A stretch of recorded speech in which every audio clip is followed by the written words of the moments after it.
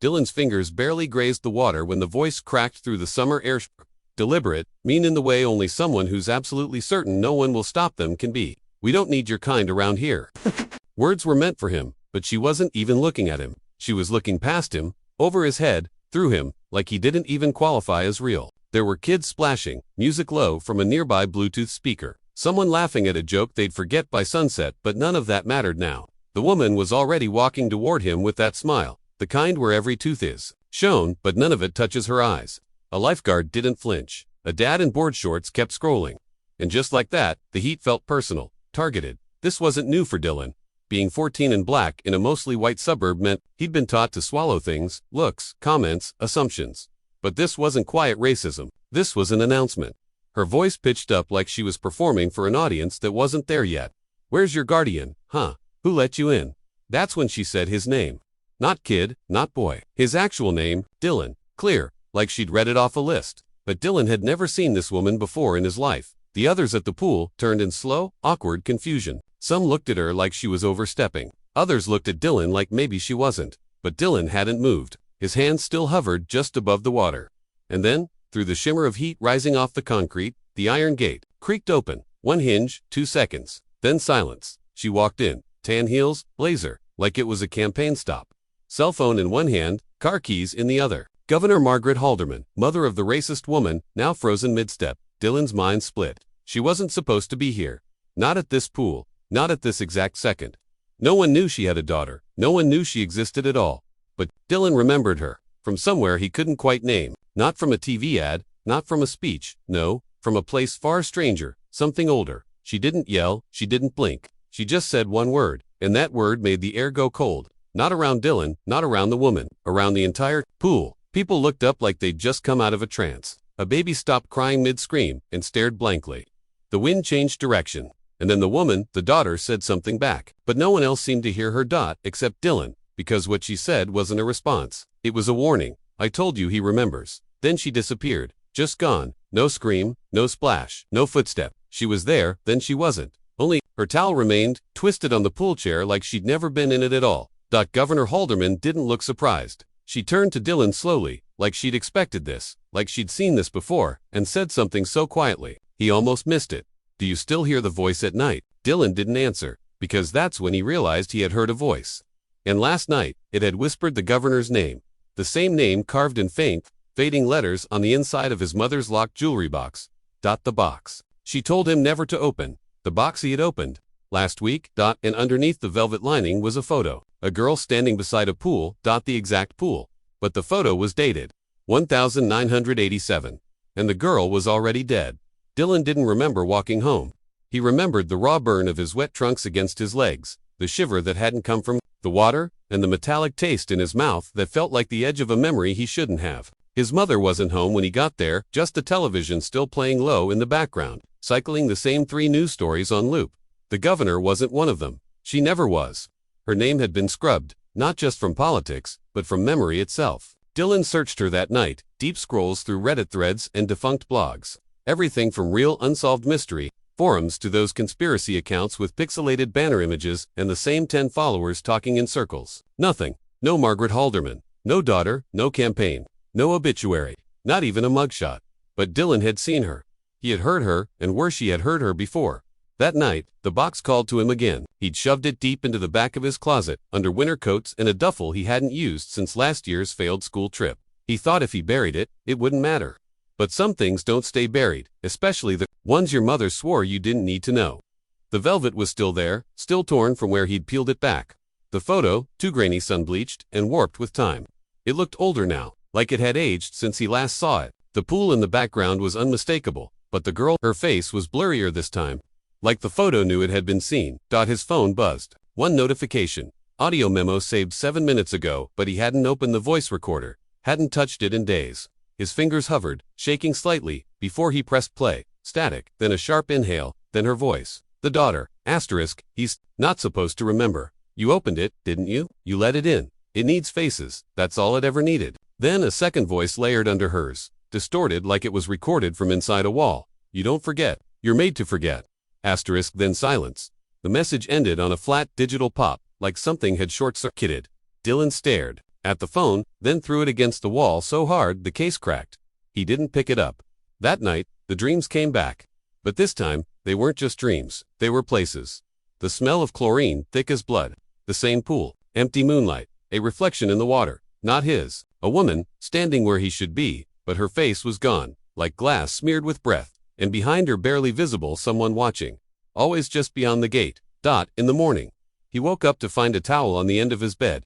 Folded, damp, he hadn't brought one back. The second character entered like a glitch in his day. It was fifth period, history, and the substitute called out the roll like she didn't care if any of them answered. Dylan almost didn't notice until she got to a name that wasn't on the list. Rory Hale. Silence. Then a soft, deliberate, "Here." Dylan turned. The boy was already looking at him. Blonde, pale, with a scar on his chin that caught the light and held it. He smiled like he knew a joke. Dylan didn't. There was something wrong about his eyes, too calm, too blue, not vacant, but disconnected. When class ended, Rory was waiting by his locker. He didn't say hello, didn't introduce himself. He just leaned in close enough for Dylan to smell something on his breath like lake water and dust, and whispered, "You saw her vanish, didn't you?" Dylan's stomach dropped. He hadn't told anyone, not even his mom. Rory smiled. "They always vanish first, but not the way you think." Dylan shoved past him. He needed to get home. Needed to lock the box again. But when he got there, the closet door was already open, and the photo, gone. In its place was a note, lined paper, blue pen, asterisk, "You only forgot once. Don't do it again. Asterisk, no signature." Later that night, Dylan found an old home video on a flash drive, labeled Summer 2013. It had been in the kitchen junk drawer under tape and expired batteries. He didn't remember filming it, but it was his voice narrating. He was younger, 8, maybe, filming the same pool, the same gate. His mother stood near the edge, waving, smiling, sun on her face. Then the camera turned, suddenly, as if pulled by something behind it. And there she was, the governor's daughter, unchanged, still 17, same bathing suit, same towel. She turned and looked directly into the camera. Then, in a voice that was somehow both quiet and all-consuming, she whispered, "You promised you wouldn't come back." The screen cut to black. Dylan sat there, blinking into the silence, the taste of copper rising in his mouth again. He started hearing things in electrical hums, the low buzz of the refrigerator, the static between channels, words beneath words. Asterisk, "Don't trust him. Don't trust your mother. Don't trust yourself." Asterisk, sometimes they came while he was brushing his teeth. Sometimes, when he was standing at a red light. Once, he heard it in the click of his dad's old metronome, the one that hadn't worked since 2015. At school, Rory kept showing up, uninvited, always one step too close, always with that same half smile. "You think your memories are real," he said once in the gym. "They're not memories, they're instructions, rewrites." "What the hell are you talking about?" Rory only shrugged. "Everyone's got a file. Yours just got reopened." That night, Dylan hacked into his mom's office laptop. She was a nurse, not the kind of person who kept secrets, or so he thought. But there it was, a folder named H, password protected, last opened 12 years ago to the day. He tried birthdays, nothing. He tried Halderman, no dice. Then he remembered the name the baby had said at the pool, asterisk, Maribel, asterisk, the folder opened. Inside were dozens of transcripts, interview logs, psychological evaluations, all centered on him, on Dylan, starting at age 2. One line hit hardest. Asterisk, subject reports, recurring nightmares of the blue girl, who tells him the world isn't real, and he must never return to the gate. Asterisk, blue girl. The daughter. Another file, corrupted video footage, glitched audio. He played it anyway. A child's voice, his screaming over and over. Asterisk, she's not gone. She's hiding inside the water. Asterisk, the next time he saw Rory, it was in his room. No knock, no explanation. Just there. Like he'd always been. "You let it back in," Rory said. "You opened the box, you saw her, and now it knows you remember." Dylan backed away. "What is it?" Rory's face shifted. For a second, just a second, it was like it flickered, overlaid with another face. Something wet and hollow-eyed. "She's not real," Dylan whispered. "Neither are you," Rory said gently. "Not the way you think." Dylan's scream caught in his throat as his lights cut out. Total darkness. When they came back on, Rory was gone, but the photo was back. On his desk, only now he was in it. Standing next to the daughter, and behind them, in the pool water, a shadow rising from the deep, human-shaped, face blurred, hand reaching, clawing, and scrawled across the bottom, in smeared blue ink, asterisk, "Do you remember now?" Asterisk, Dylan dropped a photo, but his reflection didn't move with him. The box was gone when Dylan woke up, not just moved, gone. Vanished like it had never existed. The space in the closet where he'd buried it under coats and old shoes was bare, dustless, as if the floor beneath had never touched weight. He blinked hard, more out of habit than belief, and ran his hand across the carpet, heart low and heavy. In his stomach, nothing, not even an imprint. As if the thing he'd spent weeks unraveling was never really there. His mother had left early for work, the coffee pot still warm but untouched. A note on the counter in her rushed handwriting. Be home late. Don't stay up. She hadn't left notes in years. He told himself it was nothing. Coincidence. But the word no longer meant what it used to. Ever since the pool, ever since she vanished. Ever since Rory whispered that terrible certainty you were made to forget the word coincidence felt like a lie sewn into the skin of something much older. He tried to live normal that day. Showered, brushed his teeth, walked to school.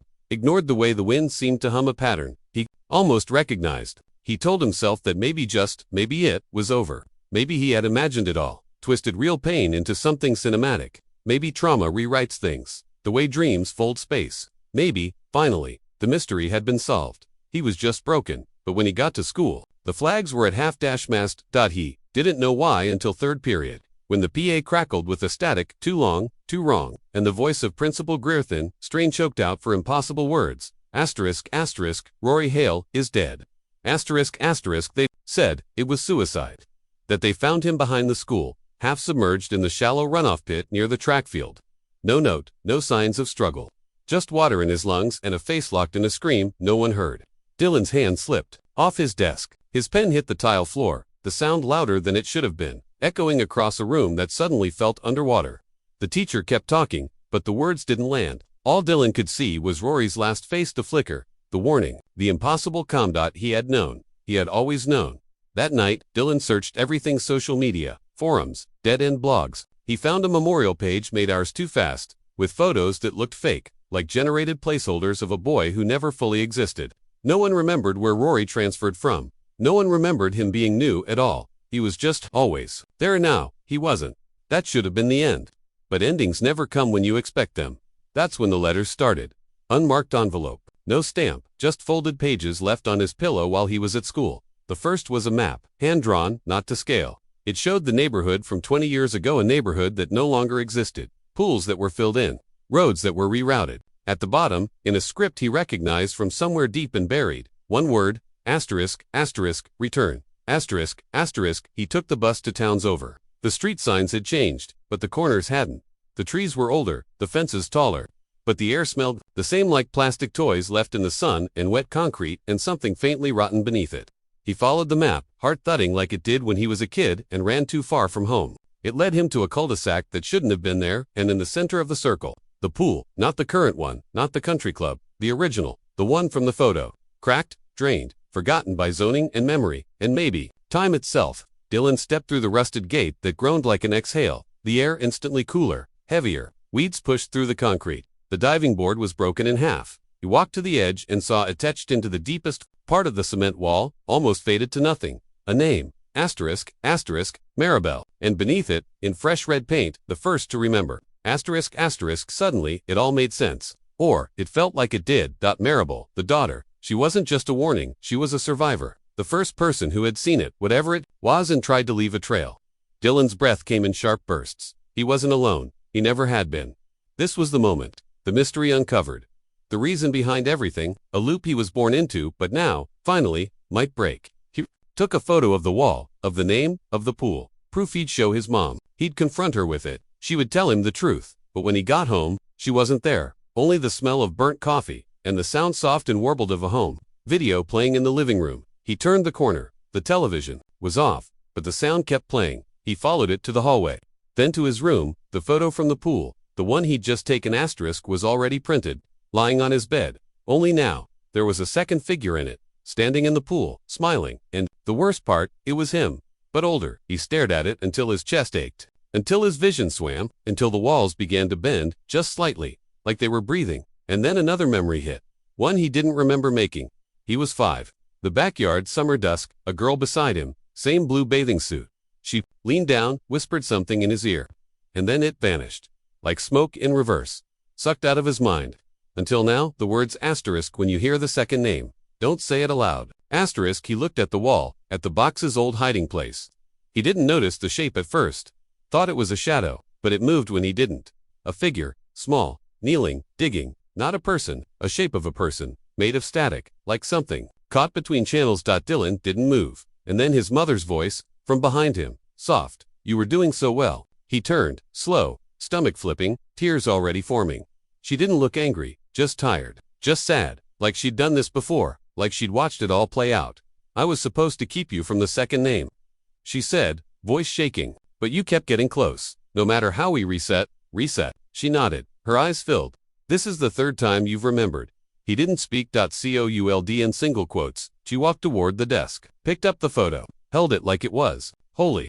We tried everything. New towns, new schools, new friends, but it always comes back with water. And then Dylan saw it. The note she'd left that morning, not the one on the counter, the one pinned behind his mirror. Barely visible unless you bent down. Asterisk, if he remembers again, call it in. Asterisk, Dylan stepped back, heartbreaking in places he didn't know existed. You let this happen to me, he whispered. She didn't answer, and that's when he heard the second name, from the television that wasn't on.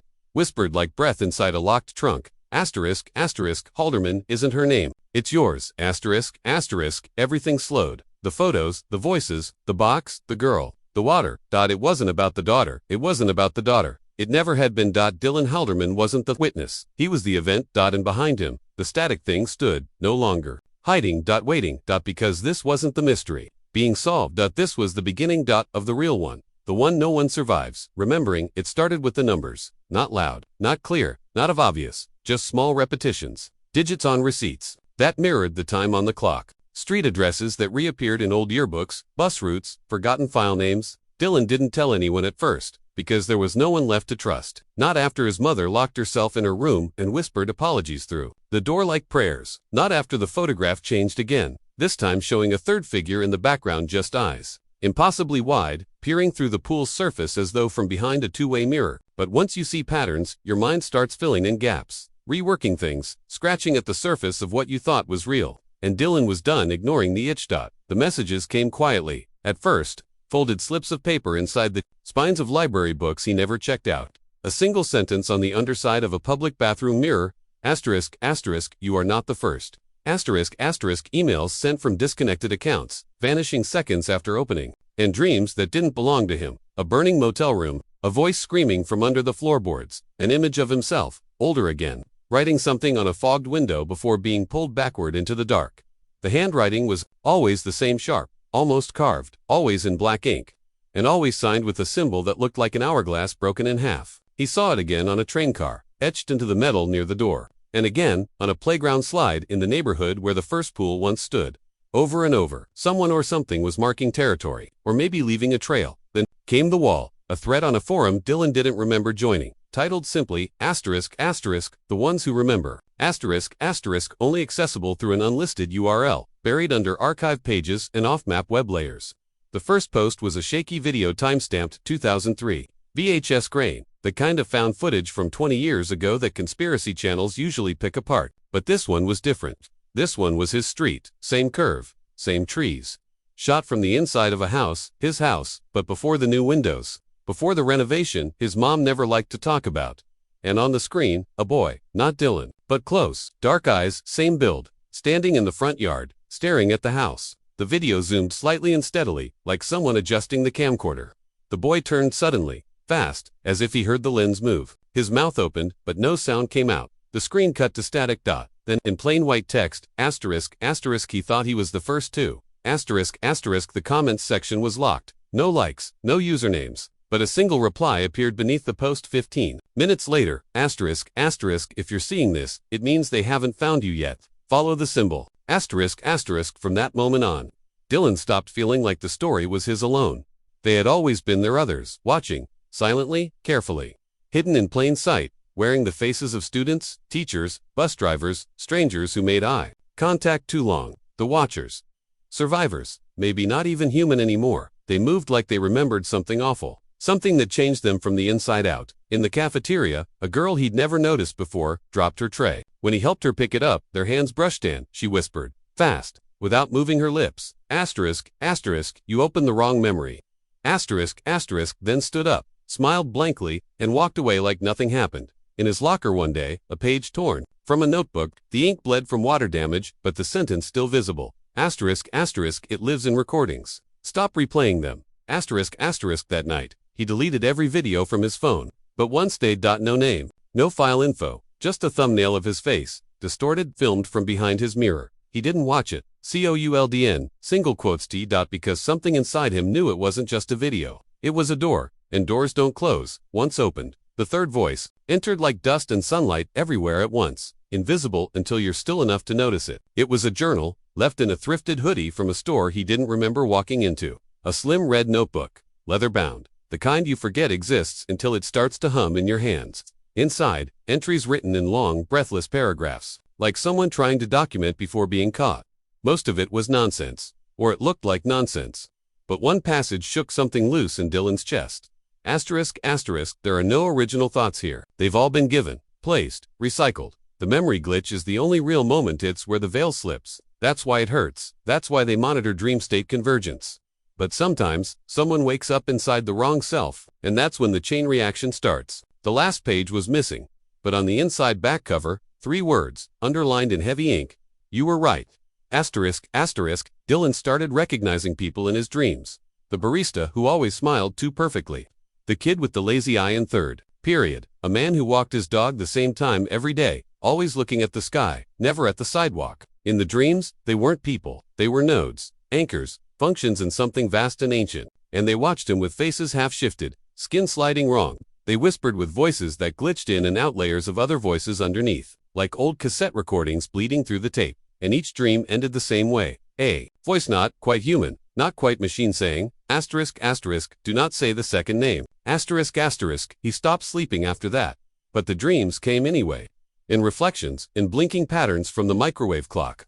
In the paused silence between radio ads, he'd look down and see symbols scratched into his notebook margins that he didn't remember writing. The hourglass. Then newer ones. Circles intersecting. An eye with no pupil. One time, a sentence written in mirror script, barely visible under blacklight, asterisk, asterisk, the story isn't yours. You were written into it. Asterisk, asterisk. That's when they reached out. Not the watchers. Not the ones pretending to be human. The others. He found a USB drive in his mailbox. No name, no return address. Plugged it in. A single audio file. No metadata. A voice, crackling like it had been recorded underground. Asterisk, asterisk, this isn't about who she was. It's about what she was hiding. Every generation they select someone, curious enough to follow the pattern. You are not chosen. You are infected. Your memory is their playground. Dylan sat frozen. The voice continued. We tried to warn the last one. In 1998, in 2007, in 2013, each time they removed the files, burned the bodies, but the mark stays. You can't scrub it out. There was a pause. Then the voice lowered. The pool was never the origin. It was the filter. They made you look there, so you wouldn't look beneath. Asterisk, asterisk, the audio cut. But Dylan's screen flickered. One image flashed for half a second. A grainy still frame of him, years older, sitting in a white room, eyes wide, staring into a camera, a timestamp at the bottom, 2052. And in the corner, that symbol again, the broken hourglass. There are others, they are watching this now, not as entertainment, as surveillance. You're seeing this because someone let it through. Because someone inside the loop cracked long enough to send it out. Maybe you've seen the patterns to repeating numbers, dreams that don't feel like yours, the static under certain songs. Maybe you remember a pool that no longer exists, a girl who vanished without a trace, a sentence you heard once in childhood, but were told never to repeat. This isn't a story, it's a memory. Asterisk, recovered live. Asterisk, you were right all along, and now that you've seen this far, they've already found you.